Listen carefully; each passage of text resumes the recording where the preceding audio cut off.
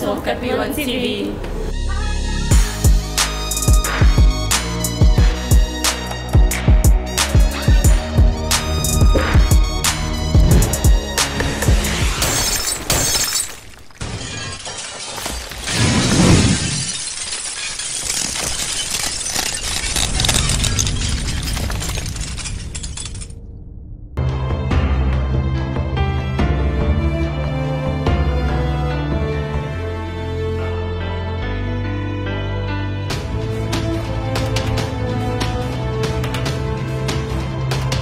ezalaka toujours esengo ya koyeba ke bozalaka ebele liboso ba etano na bino ike pona kolanda biso soki na lobi biso équipe nationale batata ba mama bande to pesi bino mbote mingi bipai biso bozuli baku ya kolanda biso ndayebi ke bozona na biso à travers le monde équipe nationale nde tolobaka ebetaka mikolo nyonso toute calendrier équipe nationale eyebanaka donc botiaka biso makelele te parce que tobetaka chaque jour te ndete équipe nationale betana mois de mars donc calendrier eyebani bozalaki ebele ya kosenga biso ye tosali effort tozuye parce que azosa l'actualité azokumbela un des ministères clés ya République démocratique du Congo batata ba mama bandeko tozana plaisir ya koyamba pona bino Tony Mwaba ministre enseignement primaire secondaire et technique professeur honorable parce qu'aza député national élu professeur na université Tony Mwaba ye wana tomemeli bino ye na plateau ya équipe nationale ndeko Tony Mwaba mbote mbote ndeko Zulu.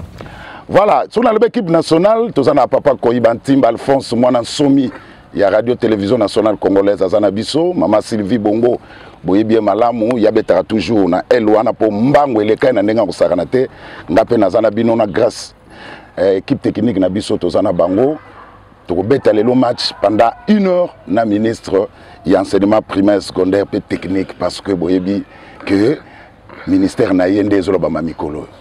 Ndeko Tony Mwaba tokosoana yo makametali secteur na yo mais avant tokota bisque ezanga te oza membre de PES boni attente yo na hiérarchie à parti na ebité mutuna ngo attente ça kitoko apparemment facile mais en même temps difficile mais tout ce que je sais la réponse est simple na ebité yo en tant que journaliste et investigation s'il y a un problème oyo yebi officiellement entre ministre Tony toi, en tant que membre de l'IDPS, il y a une hiérarchie.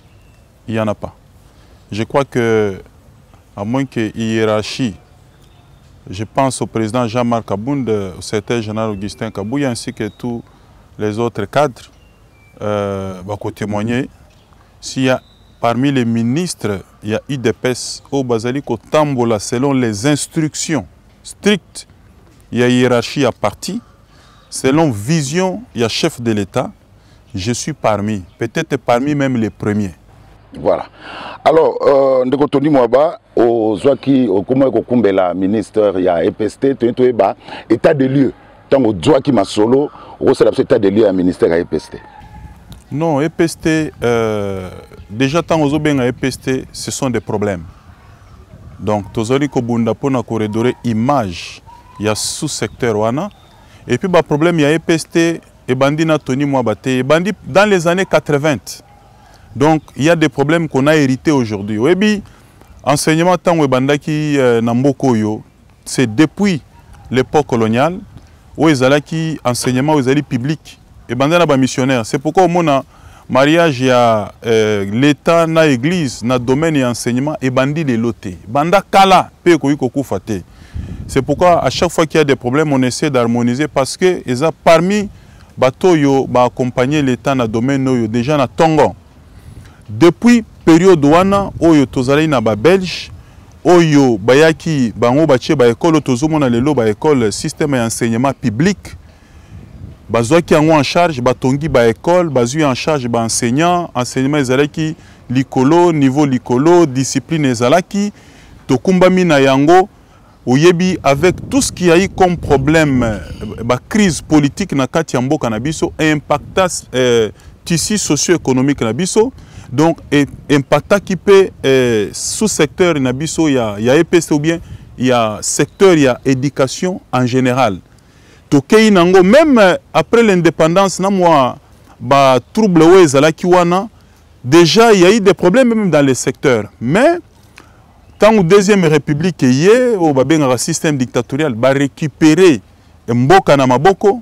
On a essayé de maintenir encore cette discipline-là parce que même s'il y a eu quelques problèmes sur le plan politique, il faut admettre, l'historien Balobaka Yango, tant que tu accèdes à l'indépendance, tu as un Mboka mibaleka en Afrique, où il y a un paysage industriel, où il y a un licolo, il y a un Mboka Nabiso, Namboka Moko benga Rhodésie du Sud. Rhodésie du Sud, c'est l'actuel Zimbabwe.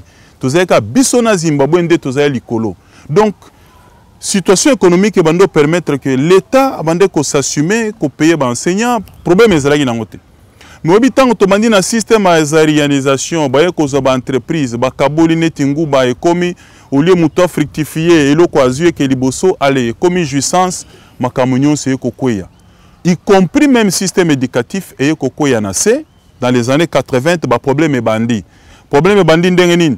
L'État komaki sukoyo incapable ya kozwa charge ya enseignant ya ko financer fonctionnement ya ba école ba enseignant ba bandi ba grève ba komo vendre na bandaku ba parents ba komo tomboka ba parents bazé na souci ya bana batanga classe ba lobi non il faut tout sauver éducation tout appuyer l'état tout sunga que bana na biso bazwa éducation bazwa instruction ya on demoni ba parents ba yaki à la rescousse ba parents bazali ba partenaire munene ya l'état na matière ezali ya éducation. Nous avons place système de prise en charge des enseignants par les parents bandits. Il y a une idée qui est bon. Comme salaire, il y a l'État qui fait enseignant. Et qui paye comme rare. Enseignant comme même 6 mois après, tout ça déjà dans la banane. Les parents ont topé ça moi et loko ba qui motivation. Pour nous motiver enseignant, allons à Randaku, aya kakotangi sa bana na bango na classe pour bana ba chomete. Mais le système a un avantage. C'est vrai que motiver si koyo ba parents ba motiver ba enseigner ba ya na classe, mais ayé si koyo na ba conséquences musus. Parce que même à l'époque coloniale, gratuité wane bandaki na maternelle ti na université tout na ba kulutu ba yebi. Mais si koyo système wane ya motivation ya ba enseigner par les parents et ça dit que ba parents bazaye na mbongo te, ba koki ko futela bana na bango te. Et puis, bana wana balongwe na parcours scolaire. On a relation que tu es pour récupérer bango suko avec le système de la gratuité et enseignement. Mais suko tango bakei, batu baye ko timbela ke na ba école kope koti. Mutunyo sa komi suko ya moni ke non école koma nango boutique na koki ko créer pe bana ba futi na vivre. Ba privé ba koti. Ba komo créer ba école privée donc comme des champignons. Wane siko yo système éducatif est comme marchand parce que wana na minute wana comme école mutu asali ko za ndako ya 3 chambres salon allez ocheno kaka bana babandi ko futa na bango nde système wana eko koma ndengwana discipline sili ozali komona enseignant mususu sans diplôme d'état mais préfet d'une école mususu komona yemoko wana d'abord azana diplôme taza préfet enseignant mususu mona non qualifié mais azopesa cours en français yemoko azopesa cours en mathématiques apesa cours en anglais okomona ba école mususu programme scolaire ezalaka te ba tableau ezalaka te donc voilà l'environnement wana oyo esali que système na biso éducatif ko y avait conséquence que niveau équité situation eko s'aggraver awa tokeiti mokonzi ya mboka eko décréter gratuité de l'enseignement tant on a décrété gratuité de l'enseignement et comme problème est à niveau ni d'abord ezali positif est que gratuité permettre que banoyo ya ba parents ba kokaki ko résister na système ya motivation te ya prise en charge de l'enseignant par les parents ba zongi na parcours scolaire parce que l'école est comme gratuite et permettre pe ba parents ba mekasiko ko économiser parents msoko za na bana 12 na primaire ba kotanga ofele économie ekoti. Mais il faut admettre qu'il y a eu des conséquences, notamment sur le peuplement de la salle de classe. Il faut, depuis la période de la crise et banda dans le domaine de l'éducation, si mokolo ba décréter gratuité, l'école est tombée sous souté. Ce qui fait que vous allez me permettre de chuter par là. L'école est comme qui est belé, il y a ba privé gratuité, ça dit que ba école wana sikoyo moyen fonctionner normalement exacté pour batu bazo ki na secteur privé ba ke na secteur public yango komona que même na domaine ya EPST ba cadre belé EPST mobimba ba inspecteur ba nini ba service nyonso bazana ba école bosiko yebisanga dans cet environnement gratuité et kosimba ndenge nini. Excellence tenima ba tosonga likama gratuité Maman Sylvie Bongo. Moi mboka tenu moi ba merci. Nga particulièrement dans un esengo pour na yambaka yo ozaki député national pour le moment où on pose voilà qui trop critique na kati ya masolo yo ndenge secteur enseignement ezali kokumbela mana prédécesseur na Willy Bakonga na mwana mboka Didier Boudimbo. Est-ce que les lots tant yo koti na masolo on comprend que est-ce que tâche est facile? Bon, nalingi na ça la part des choses. Parce que likambo eza na niveau awa eza na d'abord na niveau ya volonté politique puis ya vision. Alors, toza na période de mibale. Tango mokonzi ya mboka a décrété gratuité de l'enseignement.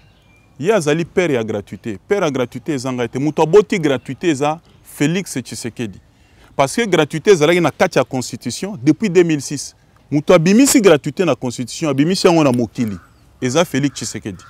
Biso toyende ko battre la gratuité wana. Ko bunda po gratuité oyo babande ko bundisa esimba te.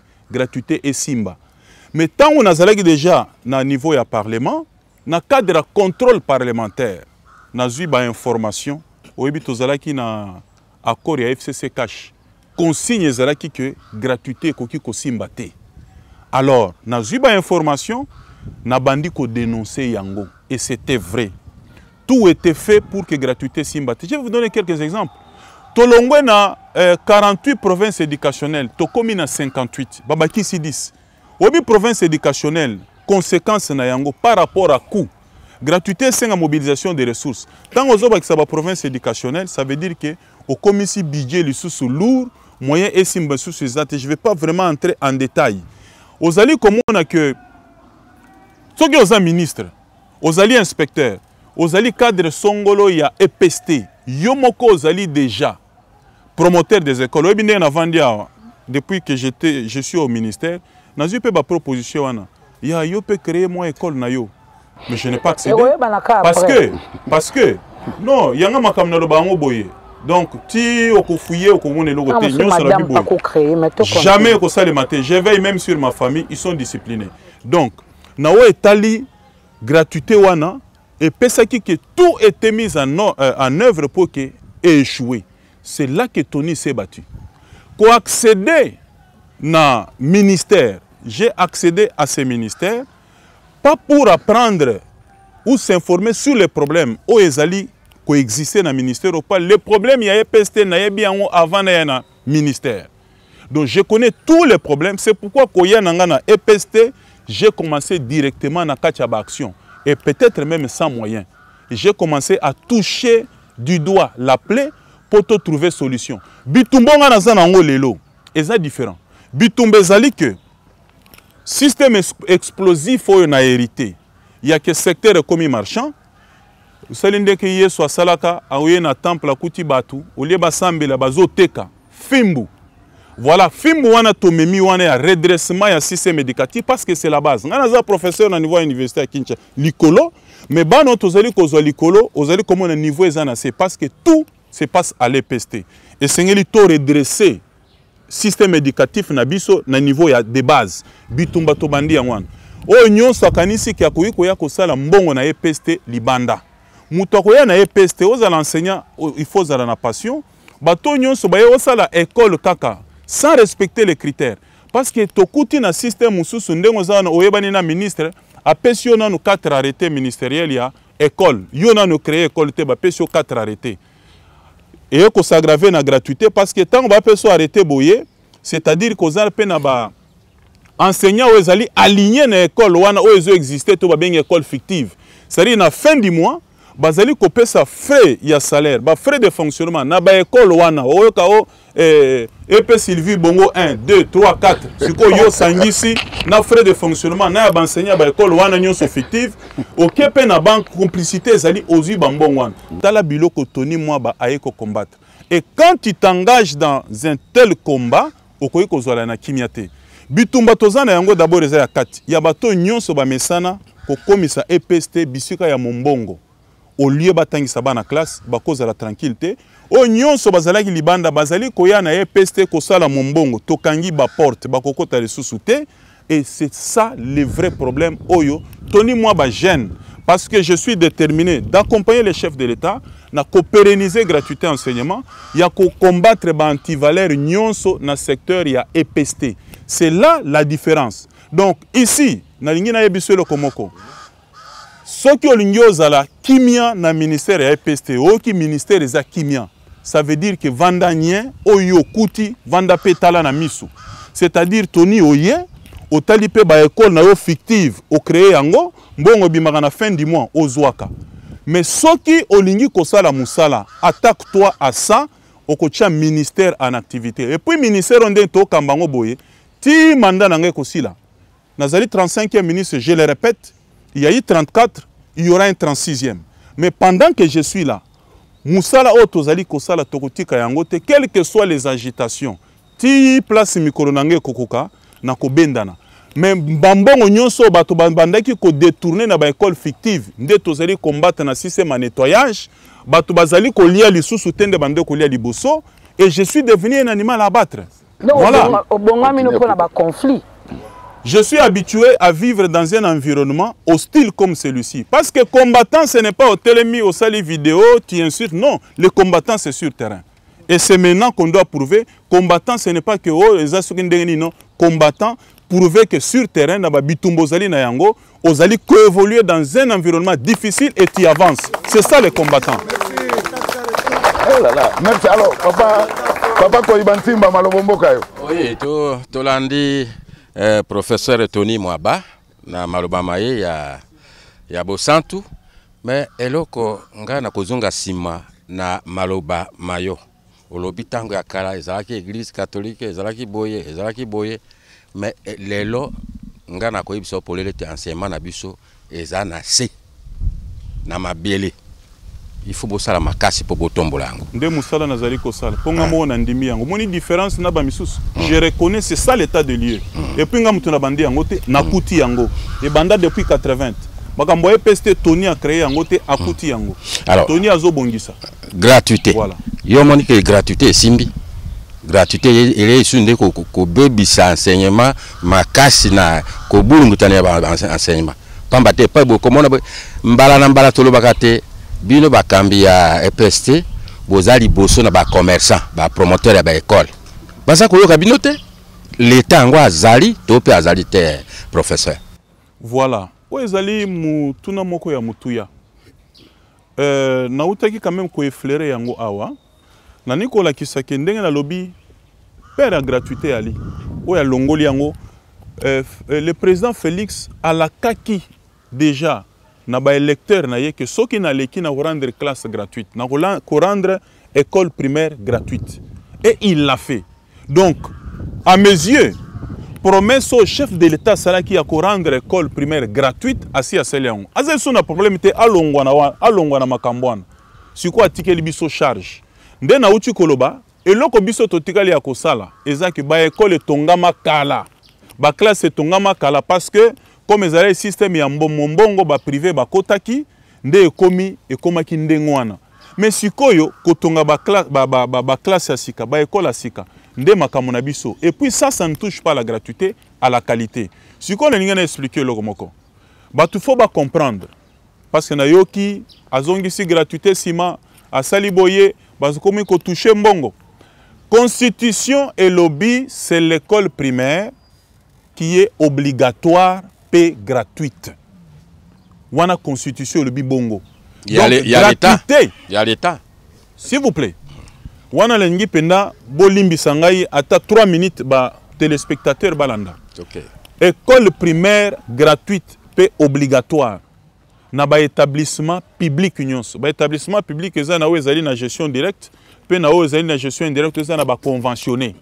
Donc quand vous allez kozwa école primaire gratuite sikoyo confusion moko ekokota na loi cadre ya enseignement national il y a 2014 constitution est à 2006 na 2014 loi cadre sur l'enseignement national et l'obéli gratuité et enseignement de base confusion entre constitution et l'obéli enseignement primaire loi cadre sur l'enseignement national et l'obéli gratuité et enseignement de base différence enseignement de base ezali aux 8 primaires plus 7e na 8e 7e ezali o babengaka premier CO, 8e eza deuxième CO. Ba kotisi yango na kati.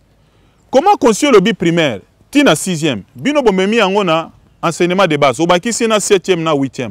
Or, idée de départ ezanine. Ba spécialiste batali ba technicien balobi lelo soki mwana na yo asilisi 6e primaire. Ba pesier certificat d'études primaires. Et que alingia tika classe na niveau wana.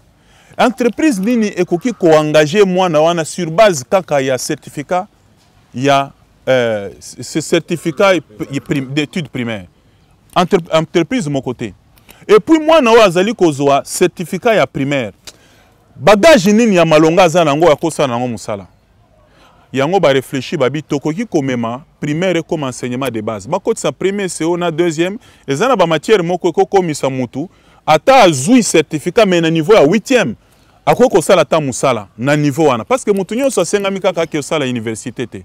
Mais poto koma kutu na enseignement de base kota en œuvre ezana ba réforme ezali ko salema ko revoir ba manuel scolaire ko revoir ba programme ya 7e na 8e nan to komi wana te. Donc même gratuité yango dans l'enseignement de base, sur le plan des fonds, les conditions ne sont pas encore réunies pour toko misango na niveau wana. Et puis, na table ronde et salema, bayokanaka qui est gratuité, wana nazare ki na ministère te. Il faut salema par palier. To bandana no palier à liboso ezali primaire. Tango primaire ko simba, nde toko kende tomati tozo évoluer, peut-être ndenge zalaka na tango wakala ya ba période coloniale, ti na université. Mais to kende nanu na primaire. Primaire Sengeli et Simba, primaire to consolidé avant to kende. Mais moi je crois même que même ceux qui primaire et Simbi, avant to évoluer, il faut modifier la constitution. Pour na ko étendre ngo siko na niveau mususu poto kende. Botala siko yo bandeko balinga kite gratuité et Simba, bakumba confusion moko bakotisa na 7e na 8e. Moko même na niveau maternel na secondaire, to vivre gratuité mais sans soubassement, sans que baloba. Système est comme lourd à soulever parce que Batoubalinga quitté gratuité et réussir. Voilà ce que j'ai fait. Et c'était vraiment la revendication de tous. Nae kozwa circulaire moko pour déterminer champ d'application à gratuité. Et puis, ce n'est pas moi qui détermine. La Constitution l'a déjà fait. Mais c'était réaffirmer volonté wana ya pouvoir constituant. Na lobby gratuité est à niveau ya primaire. Niveau maternel na secondaire gratuité exacte. Mais en même temps, elingi kolobate que ceux qui t'ont affirmé que gratuité est en primaire, to fongoli porte ya prise en charge ya ba enseignant par les parents. Parce que l'État ndazali ko futa enseignant. Talande ko makambo ezali ko salem. Na moment où tozali koloba. L'État a pesaka a futaka salaire na ba enseignant ya primaire. A futaka pe frais de fonctionnement na ba école primaire. Même na wa etali ba école maternelle na secondaire, l'État futaka kaka salaire a pesaka frais de fonctionnement te. Siko frais de fonctionnement ya ba école maternelle na secondaire, article 177 il y a loi cadre sur l'enseignement national et prévoir que ba école maternelle na secondaire et percevoir ba frais scolaires ou ezali destiné na gestion ya fonctionnement ya école. Donc, yango yoka bazo percevoir frais wana na maternelle na secondaire, c'est permis par la loi, mais pas na primaire. La primaire, la gratuité est non négociable. Wana même 1 franc, 1000 francs basimba raté. Na primaire, ata 1000 francs, ata 500 francs. Soza na mwana na primaire, yakana PCK uniforme à koti, atangi, ti akosilisa akofuta même pas 1 franc. Mais maternelle na secondaire, loi cadre sur l'enseignement national, ezali ministre tonité. L'article 77 Congolais critique à Kalinga Kotanga te, attend l'article 177, ba frais wana c'est destiné à la gestion et au fonctionnement de l'école. Voilà la nuance que j'ai apportée dans Mbouela. Na permettre que na ba frais de fonctionnement wana ba dégager même une petite quotité pour appuyer enseignant. Enseignant à cause de la immédiatement à Beli. Azana posa tamusu ya transport. Azana posa tamusu ya frais à moi recherche. Batala na quotité frais de fonctionnement ba pesaye. Mais il y a eu aussi un problème par rapport à l'école. C'est parmi les écoles de prestige. Nakoyi ko pesa bango frais de fonctionnement ndenge moko te na école moko eza na kacha village na ngai. Parce que ba classe ezali belé, bana bazali belé, ba enseignant bazali belé, ce qui fait que même ba frais de fonctionnement wana tango bazali ko tirer quotité bazali ko pesa ezape différente. Okomona mutu alobi ah ndeko Tony ba comment futa $300 ya tozo futa ba enseignant non. Communiquer au bimina ba école mususu que $300 appui à l'enseignant non ba libellé yango mabe, ils l'ont fait exprès peut-être pour qu'elle ait des autres. Ça ce sont les frais scolaires. Mais na kati ba frais ndé quotité zali kozwama.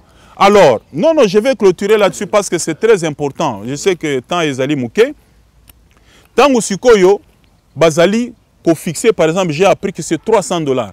Mais c'est le gouverneur, selon les normes que le ministre national Azali Kopesa, le gouverneur sikoyo, ensemble avec le comité des parents, il y a province nyonso, sangani pour fixer les frais. Fixer seuil, minerval, frais scolaires, na maternelle, taux na secondaire, ils ont varié entre 50 et $150. Pourquoi batiki minimum 50, maximum $150? C'est par rapport à niveau de l'école. L'école, il y a prestige à la cas. Les lois aux États-Unis, au lobby na Harvard. Harvard, c'est une université prestigieuse. Même ici chez nous, sur le lobby na Iniki, na Sikaboy. Et ça, moi, prestige moko. Les écoles de prestige existent dans tous les pays. Donc, ce qui fait que pour dépasser seuil, il y a $150, il faut une dérogation spéciale, il y a gouverneur, il y a ville.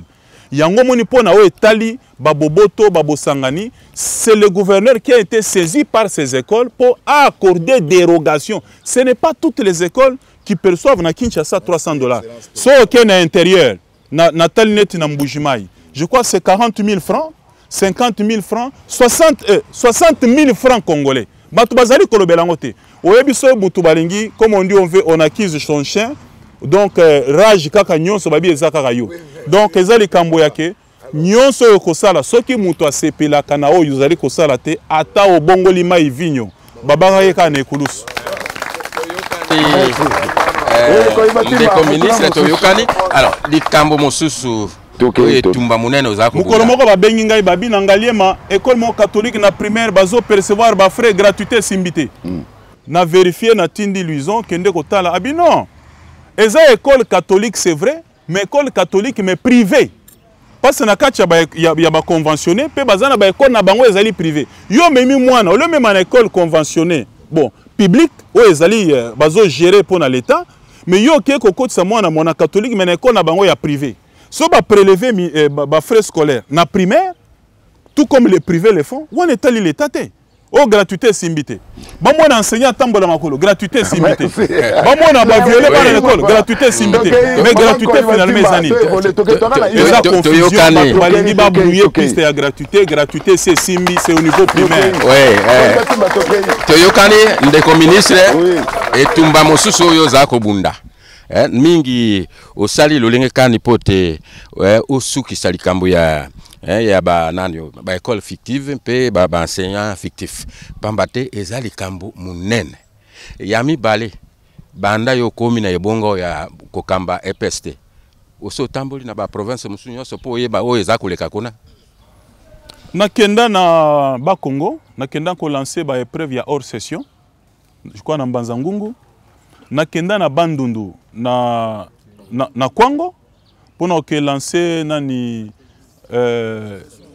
session ordinaire nazalaka na Mbujimai pour relancer je crois année scolaire donc examen d'état je crois que j'ai lancé na Nord Kivu pe Sud Kivu donc nazali kokende na cadre même ya état de lieu pour na palper du doigt ba réalité zali koleka na Congo profond parce que même makambo belé tango zali koleka na Kinshasa bozo tuna na simate tango ba décréter gratuité de l'enseignement que l'État suko yemoko bontoando charge ya kofuta enseignant pe ba frais de fonctionnement.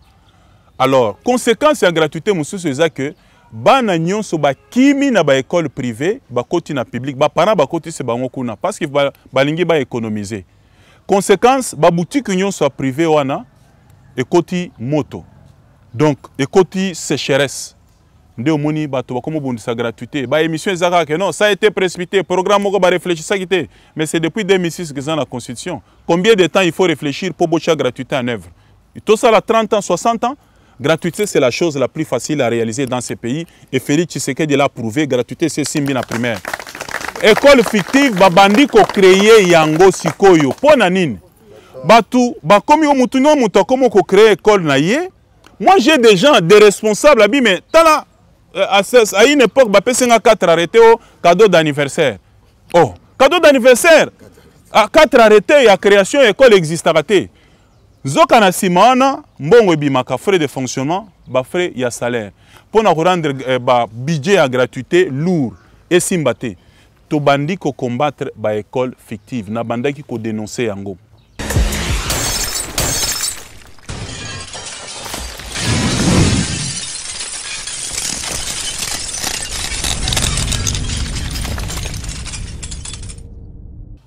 Soki que Tony a komaki soki ministère oyoke ndenge nazana mutu ya ministère ya EPST que na vandi kimia balobela kayango te, ça veut dire que na koti na cop. Mais le col a maquillé les alliés chaque jour. C'est la preuve qu'on avance, c'est la preuve que les choses bougent, c'est la preuve qu'il y a des actions, il y a des réformes. On a lancé opération Mounene. D'accord. On a lancé opération Mounene, il y a nettoyage, il y a fichier paye. Fichier paye. Il y a ces copes. Pour na kobanda, kolongola ba école où existe kate mais bazo futa yango na ba enseigner à Lukuta. Pour na kolongola ba liste ya ba école privée oyo comment ki l'état zo futa bango ba kimaki qui privé gratuité et komi pasi ba kotisi yango ba autorité ba président ki ba permettre ki yango on a commencé à nettoyer. Et je vous dis jusqu'aujourd'hui nanu musale silité pour ba école fictive eza nanu. Ezana bakwe mususu ba missionnaire ba kenda ba tikala osala musala te ba tuba bimisa ba machette balanda bango mbangu. Donc tozali ko continuer. Na mbongo muke to économiser wana. Je vais vous donner les chiffres. Na mbongo muke ya nettoyage affiché pour la première opération pour na ko élaguer ba école fictive ezali pe ezana nou ebele nan to sollicité ya omoni agitation na EPST.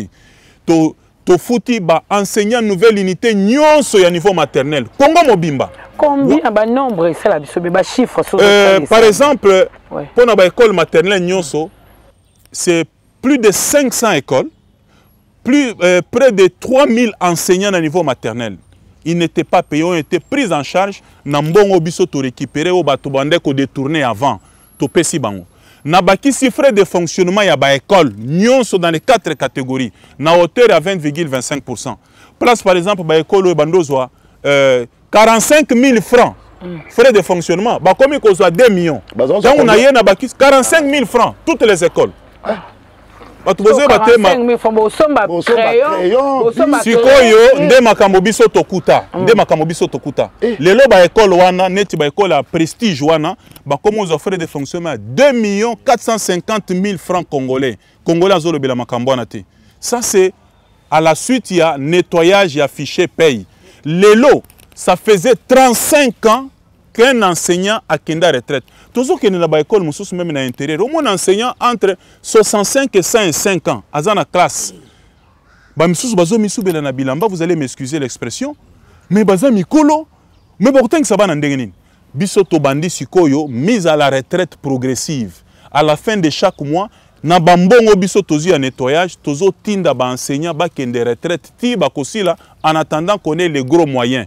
Wana ezali bambongo tozi na nettoyage to récupérer na ba école fictive wana to sala lango musala. Donc esengli to lobela makambo wana. Mais so lingili kambo enseignant, je vais aborder ça. Biso to lobela au tout to lo kozo ke na makambo moi bien. Mais situation enseignant congolais tant au tala kango et le belako nini pe okuta ki na bekolo kwa catholique au tanga bekola prestige na cadre de contribution des parents au moins enseignant moi so comme tina 600 ou 700 $. Avec gratuité nani avantage ni wane kiti au sali ndenge nini po bato wana au consoler bango parce que ba train de vie na bango ezali ko kende selon bozwi na bango baza ko futa à la fin du mois tango yo bousculer biloko na nyonso. Est-ce que bato wana o ba vandi ba otala o ba ko ba que gratuité simbi to simbi te pona bango. Voilà. Donc gratuité, il faut qu'on sépare yango dans conditions socio-professionnelles et enseignants. Et ce qui enseignant a motivé, ça impacte sur la qualité de l'enseignement, pas la gratuité. Batika gratuité wana maki ya bato afachi na memi na umemangoti na suka. Ata na zibi botu na okende lango. Non, likambo ezate. Soki ya mabe wana bato ba annoncer. Ce qui est malamu, bato balobeli yango te. Ce qui na mi lobe, ce qui na lobeli yango ngamoko et komi dialé. Wana to mesana. Situation ya enseignant. Même ceux qui te lobby eza idéal te lelo et je l'admets. Ngamoko pe naza enseignant na été le likolo. Ceux qui te lobby situation enseignant ezali malamu koleka. Wana na bimi mutu na lukuta. Mais je dois admettre et vous devez aussi accepter que la situation de l'enseignant, depuis que Félix Tshisekedi a eu Bokonzi, la situation a évolué. Donc, coévoluer, c'est quitter d'un point 0, ok, na point 1, 2, 3, bozo kende, vers l'idéal. Tant que va décréter gratuité et enseignement. Gratuité, comme je peux le dire, et créer bonheur, il y a batu ebele, peut créer peu moins malheur, il y a batu misous. Avant la gratuité, l'enseignant avait 635 000 francs. Il y a bandé ko zoango ta misous après 3, 4, 5, 6 mois. Si quoi enseignant on a bandé 135 000 bazala qui combien? C'était plus de 600 000 enseignants. Plus de 600 000 enseignants. À 135 000 francs. Pour près de 58 000 écoles. Maintenant, dans le moment où il y a un système à prise en charge, malgré motivation et les parents, enseignants ont 135 000 francs, et puis rarement, pour 58 000 écoles, et puis plus de 600 000 enseignants ont 135 000 francs. Maintenant, à cette époque-là, il y avait quelques écoles où il y a prestige. Wana Minerva, il y a $1,200, $800 nakala. Des bazara qui suppléé na salaire et enseignant, bazo pesa ba enseignant na po ezala qui soka totalisé à se retrouver tant musu na $450. On a mbongo ya ba parents.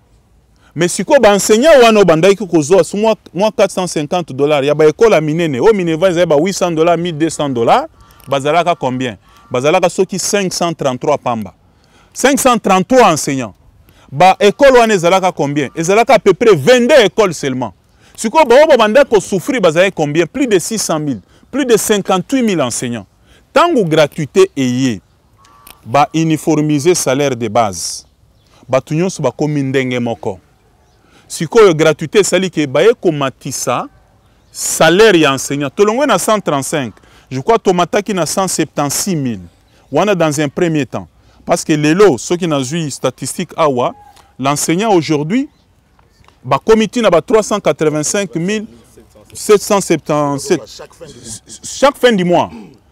Ah, okoye bisanga kezali muke, d'accord, mais toutu wapi. Vous allez comprendre que on a quand même évolué, il y a la volonté de continuer à évoluer. Mais situation il y a ba enseignant on est ba école de référence, il faut admettre que mutabando simba mbongwana na compte ya ba parents. Si le lot est en charge, à mon on dirait moi, manque à gagner. Voilà. Ezali from Mususoyo, tozo s'attaquer nango, pour régler les Kamboana autrement. Les Kamboana autrement. Au commun que moi, Kimia, et Zokota na ba école de prestige, parce que nous sommes en train de réfléchir. C'est ça le problème peut-être avec le ministre Tony. On ne constate pas seulement les problèmes. Je vous présente les difficultés, les problèmes que j'ai trouvés et je vous présente également les solutions que nous avons envisagées. Ne serait-ce que même à titre conservatoire ou transitoire. Et puis, na idéal, ndengeni tozali kokende. Les lots tozali na décret à FPN, Fonds de promotion nationale pour l'éducation, où il permettre pour la première fois, tozu décret wana, tout ça la mobilisation à ressources extra-budgétaires. Parce que budget na biso est asphyxié. Ce que l'Union kaka situation, il y a enseignant kaka ya EPST. C'est-à-dire que l'État ko futa fonctionnaire sous-souté, a ko futa police, l'État ko kanga ba porte, tout le cas na EPST. Alors il fallait les ressources extra-budgétaires de tozali kosan. La situation a évolué avec la gratuité de l'enseignement, bien qu'on n'a pas encore atteint l'idéal. Il faut l'admettre. Merci. Tout cas, quelques minutes que nous avons question boni mise en place outil coopéré dernièrement, bah directeur provincial, bah inspecteur. Et puis ami balé to suki wapi na likamate na FEP. Oyo ininga même ko bundisa ko betala makofi na jila lingeti. Likamangwe suki ndengeni. To que moi rapide maman. Nazo bandana na FEP po ezali test national ya bana o ya primaire ya 6e. Au moins 6e ezali gratuité. Pour organiser test wana ba finaliste ya primaire et senga mbongo ebele. Comme l'État yo décrété gratuité. parent azofuta sous ba frais à participation na tenafep l'État a eu charge nyonso. Et avec Tony Mwaba à la tête du ministère de l'EPST pour la première fois. Et là, les journalistes balobeli angote, il y a eu une réussite totale. Il y a une, mais il y a makambo mabe ba yebisa binote bolo bakango. Il y a bien pourquoi vous faut ka ba yebisa bino. Sikoyo. On a oya tenafep. L'État a bimisi mbongo pona kofinancer tenafep. Nous avons financé les tenafep, il y a des finalistes à primaire, même il y a des écoles privées pour la première fois. Là où il y avait perception à frais, j'ai demandé au sein d'établissement Bazongissa. L'État a eu en charge Nyonso. Mais maintenant, tant que l'État a eu en charge, il faut maintenant qu'on foute à des intervenants. Les intervenants, ce sont les enseignants, c'est les services de renseignement, les policiers, les accompagnants, les inspecteurs, les kendena, les mal, les intervenants, les ebele. Tant qu'on bon webimi, n'a eu appel il y a inspection générale des finances, balobi bon webele boy okofuta ngonde na bino. Ngai na tuni na ndenge futa maka quand je suis arrivé, ba inspecteur, ba IPP parce que EPST ngamoko na kambaka 58 provinces éducationnelles. 58 provinces. Ba IPP nde bazwaka mbongo wana bango nde bazana ba liste ba intervenant bango nde ba futa ka bango. Jila linge tialobi ngai na linge futa na banque. Ngana lobi bon. Na banque ngana futa ka salaire ba enseignant. Enseignant comme qu'on a salaire après 3 mois, frais de fonctionnement comme on a retard à 3 mois. Bon, basali bancarisation, même place banque exate. Et comme moi passe.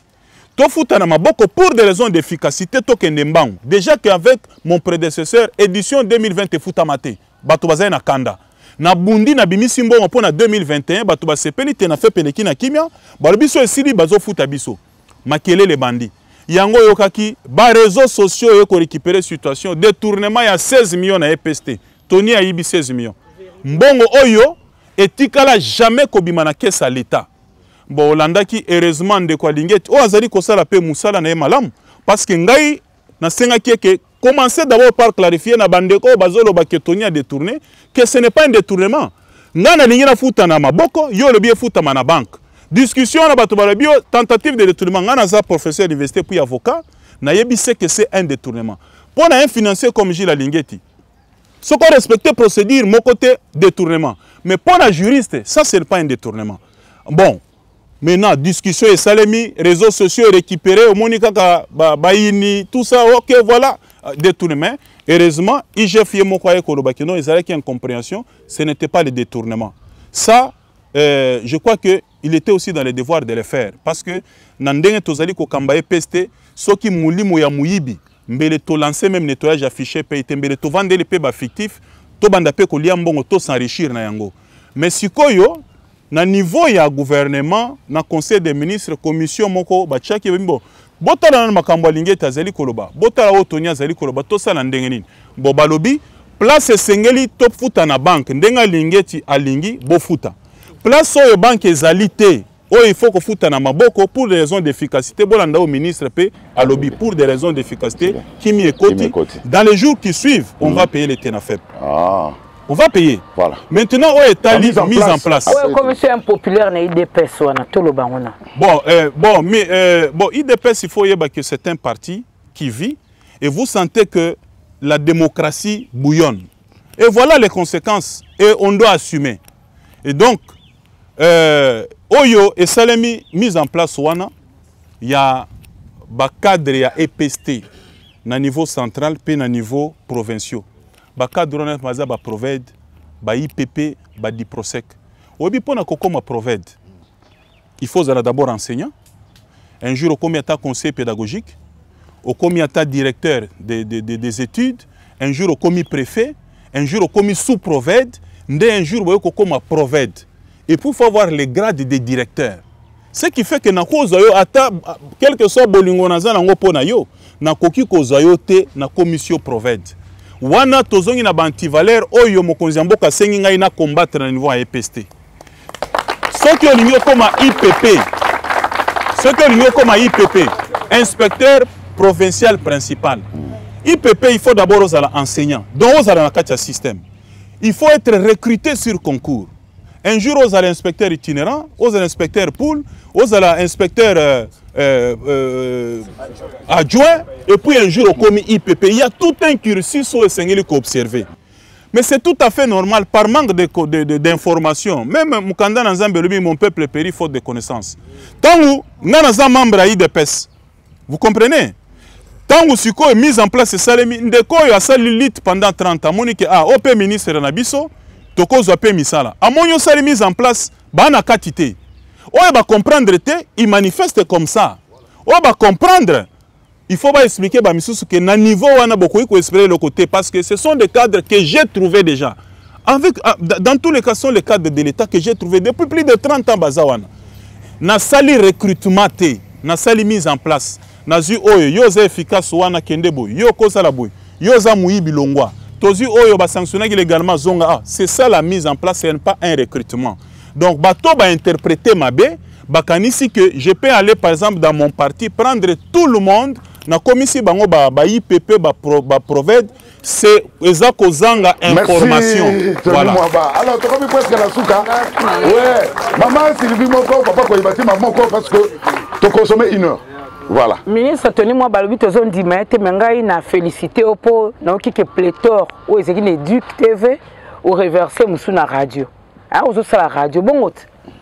Oui, depuis lobby arrêtez mon kozwami tozalaki biso makamno malamu tolobakati yango na lobby ya malamu wana. Oui, kasi nazomi lobela pete. Asika ndeko nanga shungwa o sala msala kitoko. Oui, balobi shungwa zo yiba tonya kangi misu pour rétro commission rétro. Moi j'ai mis $15,000. J'ai pris na mbongo na ngai ya poche. J'ai ajouté. Non, shungu foye bisabino, bâtiment moko ezotonga na Éduc, na zimbongo na ngai ya poche na contribuer. Mais balobi rétro commission na Éduc wana mbongo nini obima. Ni pose ozo mbongo no. Basunga l'état te, yongo sunga l'état comment? Ah bon? Ben ngai na sali. Il n'y a pas de problème. Mais bato bayaka na ba organismes internationaux tout ça bazo sunga o ya ini rangongo kuna incendie salemi bato ba pesi bazo sunga l'état te. Siko ngaso na sali comme problème. Merci. Tu comprends souka? Na Éduc tozalaki kana na TV siko radio ekomi bolo ba peke tozo siko radio na Éduc. Et sali ko pléthore wana to kaboli yango to équilibré to cheboy. Et puis to recruter. Bon on dit merci. Merci. Bon siko motuna na ngeza ibo. Ndeko Tony Mwaba, il y a eu un 34e ministre et à EPST, il y aura un 35e, c'est que 36e paix à Kosala. Yo peut-être si un jour il faut sa remise et reprise na 36e pour souka souka yokoma. Il faut batu bakaniso na nini. Na wetali EPST. Na wetali EPST il y a liboso. Réussite. Il y a gratuité. Comme le roi choral, papa. Aucun seul fois. Maman, otuninga mutuna te. Ba question eza yo ba réponse eza ngai. Donc, gratuité et enseignement, nous nous battons selon les instructions des chefs de l'État parce qu'à nous il a dit vous avez une obligation de résultat. Vous n'avez pas droit à l'erreur. Quelles que soient les difficultés, yango Jean-Marc Kabunda ibisa ngai que un ministre ne se plaint pas, il agit. Quelles que soient les difficultés aux anango avancer. Ne tozo na katia moto mais tozo évoluer, tozo zikate, tozo kende. Gratuité et enseignement, nous nous battons pour la réussite et on l'a fait déjà au niveau primaire. Nous allons veiller pour consolider. Yami Balé, 35 ans après, ba enseignant ba komi ko kende na retraite. Ba komi ko kende na retraite. Ça c'est une action. Oyo et Salemi au moment na gouvernement Sama Lukonde, ministre Tony Azali na gouvernement. Aux huiles sous augmentation et frais de fonctionnement, il y a une école. C'est Tony Mwaba qui, à la tête du ministère de l'EPST, l'a fait. Est-ce que mon rigueur et Salemi à niveau, il y a organisation, fonctionnement, publication, il y a examen d'État. On les appelle Maramsous, c'est le biloko moussous na kuyi koloba awate pour na ko relever niveau. Makambo ezali ebele. Nettoyage affiché paye les lots. C'est copé et comme une affiché moko en ligne. Dès qu'on vend du en ligne, combien d'enseignants tu as au Congo? Même dans ton village natal, combien d'enseignants il y a? Combien d'écoles? Combien de bureaux gestionnaires? Betaka kana site web il y a c'est copé au côté. C'est pour des raisons de transparence. Au moins, celui qui a de bonnes intentions, il s'annonce. C'est celui qui a de mauvaises intentions qui se cache. Est-ce que c'est copé liboso yomoko kokota fiché au talent en ligne? Les lots commis en ligne. Makambo ezali ebele oyo et salemi les lots to rendre ba service musus autonome neti ba éduc TV wana construction ya ba bâtiment kuna. Donc makambo ezali ebele soki na lingi na bandotanga okomona que makambo ezali ebele o ba kokanisela toni. D'abord bref, la lutte contre les antivaleurs, pas le redressement de notre sous-secteur, et puis pérennisation, puis consolidation à gratuité. Ndeko professeur Tony Mwaba, ministre EPST, ba enseignant, oh là ba comment ba bola bisika binso, pamba te enseignant comment moto pamba, oh liboso tout ça comment enseignant, moi nana moi c'est abali enseignant le ba abali ata ministre, mais lelo enseignant comment moto to konyata na makolo, ba cop eleki na ba école belé. Banda na université sika bozali te nasi lelo enseignant comme ça la cop na mwana même ata moi na école primaire yo ko sala boni po bitumba na bisila pe ba école boni ko kani ko tonga. Mais aux en a raison. D'abord nabo etali ba école toza à peu près na 4 projets en cours pour la construction ba école ebelé. Pour natana bino je pouvais vous lire et puis na outi ko lancer pe appel d'offres pour la construction de 200 écoles. Et puis, l'école a na bisika oyo besoin ezali pour nako s'il sa problème il y a surpeuplement il y a ba salle de classe. Problème il y a enseignant to ko régler on a enseignant yemoko. Enseignant peut fois longo na kati ya ba anti-valeur. Au moins par exemple na niveau ya ba examen d'état, je vous donne un exemple. Tozana ba inspecteurs principaux provinciaux autonomie ba benga ba IPP1. La plupart d'entre eux bazape ba promoteur ya ba école. Okomona na école moi nazali kotanga na 6e primaire. Au lieu botangisa mwana pour akende ko affronter examen d'état, bozo ebisaye yakana ba $100 to sangisa po na suivi. Directement moralement mwana akoyi komi pesa te pour préparer examen. Bokei sikoyo na centre de passation à examen d'état.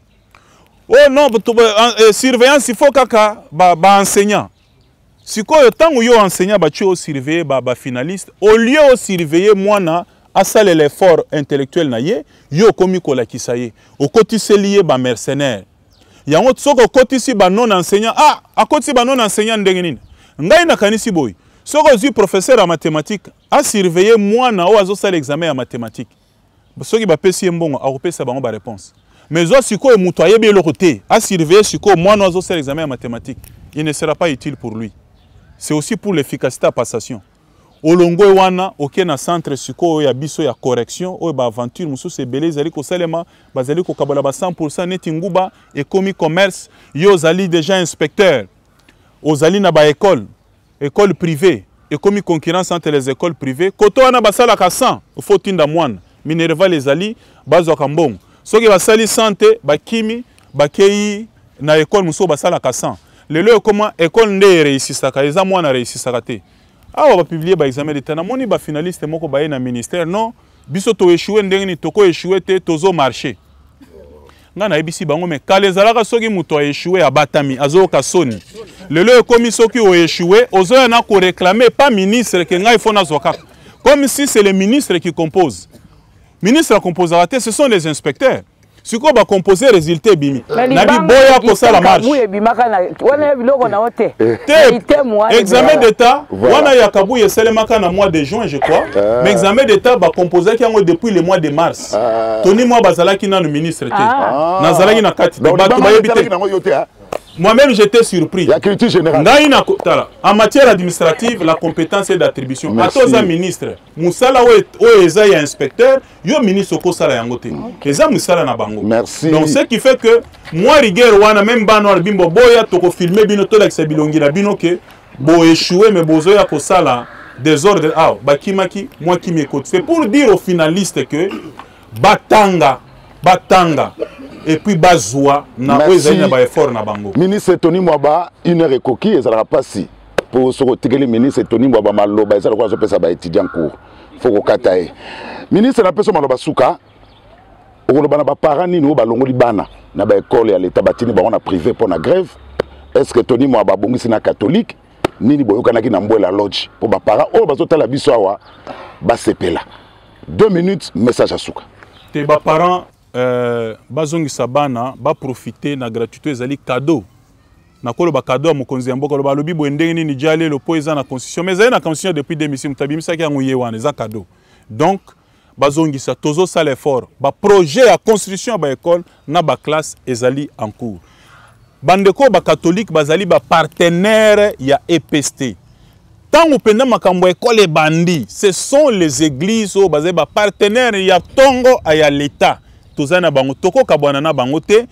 Kimi ezali omoni na kuta na kendaki na ba archevêque basé na ba réunion na synode na bango na expliquer bango comment ça s'est passé babi oh. Mais makambo tozali koyoka na même na ba réseaux sociaux oyo na ozali koloba. On sent qu'il faut que toi accompagner yo. Bango bolbaki ke ils vont nous accompagner. Na tuna écoute tosori na be chole. Na tuni monsieur l'abbé, toyoka ki olobi boya kozwa kasi ba école na botika so bâtiment ngana tuni mais o répondaki na nani po ngai bisika nini ngai ministre lobaki ke na roboto la bino ba école oh eza ba réseaux sociaux vers le kuta na lobaki yango wapi ba réseaux sociaux alors na ye na ngai to reconnaître que on est esclave. Je vous donne l'exemple. Oui. To utimbo la loge le même jour, Tomonika no, Tony a promis ba huissier à EPST à refuta ba $580 et puis ba directeur 1500. Na EPST huissier à Zalaraté. Na EPST directeur à Zalaraté et où tu wapi. Oyo kaka les médias de la haine pour na ko brouiller makamunyo sali ko le kanana niveau ya EPST. Donc na mbwela Tony a kendaki ko zwa ba engagement te na ba enseignant. To kendaki ko évaluer l'engagement au gouvernement ilunkamba azwaka na enseignant na bibwa a prometaka bango prime de brousse deuxième palier na troisième palier prise en charge ya ba NI biso to hérité situation wana makambo nyonso ezali kolekana na EPST to hérité yango nde tokendaki kosala évaluation bato bakoti grève est-ce que soki ba enseignant bakei grève c'est contre Tony botuna sikoyo ke ba pesaki Tony mbongo afuta ba enseignant afuti bangote yango boya lobake Tony ali mbongo ce n'est pas le cas au contraire na mikeo da ba faut ko sala toujours régler ba problème on a évalué degré d'engagement degré exécution d'engagement gouvernement zwaka na niveau ya nani ya bibwa nde total qu'est-ce qu'on va faire yango moni to futaki ba enseignant arrière pays ba bakiseli bango 40 000 francs. Naoki bato ministre na zanga soni alekali na TV pour le 40 000 francs. Mais 40 000 francs na to uti wapi to bakisi 40. Il y a quand même une évolution. Et puis c'est la toute première fois na mboko yo que gouvernement bakisi l'enseignant 40 000 francs. Na se renseigner babi na baonyo so précédent biso. Ceux qui grève enseignant ici le bakisi le 3 000 francs. Ceux qui grèvent ici, c'est que 5 000 francs. Il y a Ebele, c'était 12 000 francs. Mais Biso topé 40 000. Batu balobino azana sonité 40 000 enseignants ko zwangonin akosomba ngonin zwa 40 000 francs multiplié par 600 000 enseignants ndio koyeba ke wana on peut même affaisser le budget de l'État a tombé même en faillite. Donc ce n'est pas pour se moquer des enseignants, c'est pour dire qu'il y a maintenant la volonté de faire et puis tozali ko kene malé mais tozoken les lob enseignants ya primaire na fin ya mois ya décembre tozali ko futa bango prime de la gratuité. C'est la toute première fois qu'on a institué la prime de la gratuité. Au Tuninga bako kaniselo nanine. Même la prime de la gratuité les sous. Et puis prime de la gratuité, tu kozwa décret à FPN, tu kozwa ba ressources extra budgétaires, tu renforcer prime de la gratuité pour enseigner la primaire place gratuité ezali à ce pela finalement la gratuité. Tony Mwaba ministre FPST merci. Merci pour l'éclaircissement parce que la population a besoin de l'équipe nationale pour le lingala pour la gratuité enseignement. Vraiment permettre les écoles désactivées. Il y a eu moi erreur moko monsieur Salemaki ba désactiver ba école fictive. On a notre sirsi ko recensé en zakaka mais ba kende ko simba ba école moko lisusu ba désactiver yango parce que ba lobi eza non viable. Ba batime eza bien te ba pa mais ba école mususu créé depuis 74 mais ça en paille bana musu batanga na se ya banzete nde to vandi boy balobi gratuité simbité gratuité na 2019 mais une école de 1974 menacée en zété mais c'est le problème wana bandaka avant tozo bunda poto cha ba école wana donc na baban lisusu to lancer campagne, il n'y a pas d'école sans banc. Okay. Avec les moyens limités, tozo pesaka baba na école, tokokoma malembe tokokoma alors pour la école qui a été désactivée irrégulièrement parce que jugé non viable, toko régulariser yango Ouais, à bâtiment, au lieu de désactiver, on va réhabiliter ça. Donc, on va réactiver ces écoles enseignants et Bakofoutam. Merci pour Bandeko Batali Touti Koyamba. Tony Mwaba, maître avocat, professeur, député national, ministre EPST, Bolandi, parce que Bosengaki. Merci à M. Sili, tout ça l'émission à Athénée de la Gombe, donc de Bomoni. Merci à Joël Kadenanga, conseiller de communication, à Sali Touoyo, pour tous les ministres Tony Mwaba. Merci à maman de cabinet, commençant par le directeur de cabinet, Tina Moutasuka, merci à l'assistance. Merci à Jimmy, merci à Ange Kassa, Boutique Malamou, merci à Yves Bouya, l'homme de toilettage technique. Tout le monde Balasima.